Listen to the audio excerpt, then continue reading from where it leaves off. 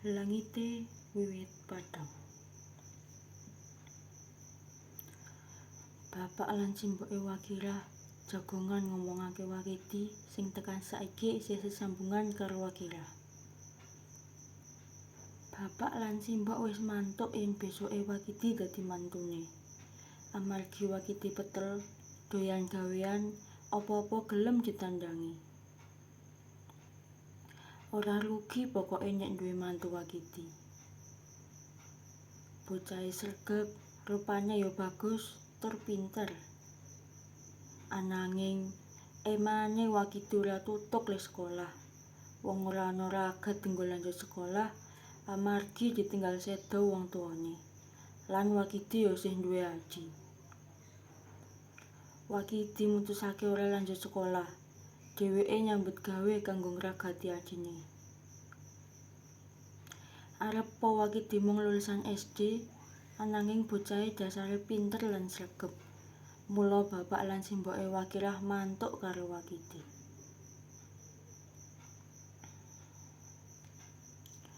Arepa anggene Wakidi mung tekan SD sekolahe, dheweke bisa maju menyang kelompok tanine. Nyekel sekretaris wiwit madeg nganti saiki. Mempeng anggone majukake kelompok tanine, bapak simboke Wakirah ya ngalem yen Wakidi luwih pinter ning kelompok tanine. Wakidi akeh duwe pikiran lan ide kanggo majukake kelompok tanine. Tapi Wakidi pancen ora tau gelem yen dijaluk dadi ketua ning kelompoke. Bocahe seneng ngalah, dadi luwih seneng dadi sekretaris. Mula kelompok tani pemula sing durung suwe dikukuhake wis arep ngajukke dadi kelompok lanjut. Kuwi kabeh amarga anggone ngelola kelompok tani padha kanthi sae, program-program kerjane jelas lan perkembangane cetha, apik, tata. Ning sawahe Wakidi, Wakirah mampir. Ing kono Wakidi lagi dandan gubuk. Wakidi arep ganti cagak gubuke amarga wis gapuk lan disawang wis ora wangun. Wakirah nyeritake ning Wakidi yen dheweke dialem karo bapak lan simboke. Wakirah ya kandha yen bapake ngomong ning simbok yen nek karo Wakidi biasa wae. Rakatan pancen seneng ameh oleh mantu Wakidi tur rasah diketok-ketokke. Wakirah ya cerita yen bapak karo simbok ngalem kelompok tanine Wakidi.